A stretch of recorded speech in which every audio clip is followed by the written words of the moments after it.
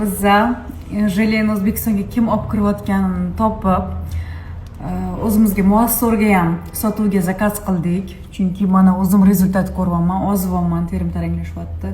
Prям terim kачествосini yaxshilanayotganini sezyapman. Apetiti juda ham qattiq bo'g'adi, lekin homiladorlikka mumkin emas, emizikligiga mumkin emas. Keyingi haftada muassorda ham bo'ladi. Hozircha bulumni olib tursanglar bo'ladi. O'zimizga ham sotuvga olib keldik.